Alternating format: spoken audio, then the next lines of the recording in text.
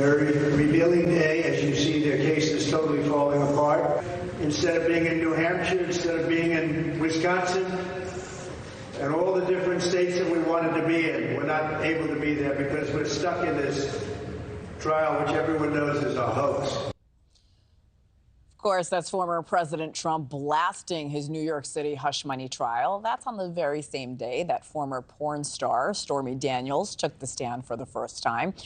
Daniels' testimony on their alleged one-night stand, again back in 2006, was described as risque. It was described as salacious, even caused the judge at one point to call the details unnecessary. The defense even asked for a mistrial over her comments, which the judge ultimately denied. The trial is not in session today. Let's bring in NewsNation legal contributor and anchor and host for the Law and Crime Network, Jesse Weber. My friend, I've been looking forward to talking to you about this case all morning long. How are you? Me too, Hannah. Good to see you. Thanks for having me. Stormy Daniels, real name Stephanie Clifford, again, getting very graphic. A lot of details, considering this is a case about bank records. We know jurors reportedly struggle to keep a straight face.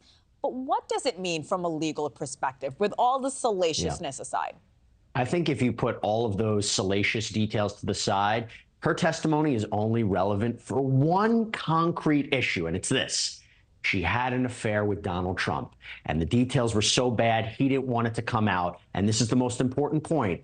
He didn't want it to come out for the election. She made it very clear that in the time from when this sexual encounter happened to 2016, really there was not that much effort on his part to keep it quiet. So the fact that he wanted to keep it quiet after the Access Hollywood tape, it seems like it was all about the election. Why is that important? Because prosecutors are saying here, the way they've mounted this up to a felony, is he had the criminal intent to falsify these business records in order to influence the election. It was all for political reasons. That's the only salient, relevant point for her testimony.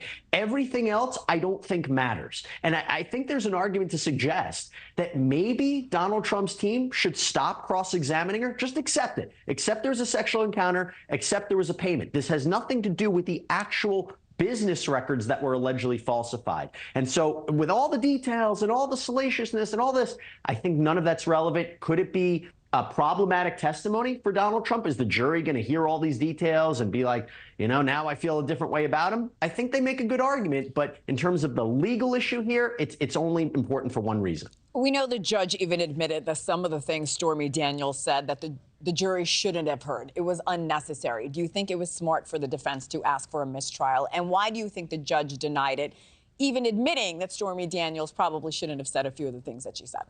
I agree. I think it was too much for the jury to hear. Here's the problem. The defense didn't raise enough objections during it. Now, do they make a good argument that on appeal, for example, if Donald Trump is convicted, this is going to be a huge issue. This jury was unfairly prejudiced by this testimony from Stormy Daniels. It's a good argument to make. You'd have to show that that really influenced their decision to convict Donald Trump. But the fact that they didn't make significant objections and the testimony didn't go further, the judge didn't feel that it was necessary to grant a mistrial at this point in time. You can agree with that decision, disagree, but I think we can all agree there were some details that neither us nor the jury really needed to hear. And quite frankly, I didn't want to hear it. We know Stormy Daniels will be back on the stand on Thursday. We'll be following it closely. Jesse Weber, thank you.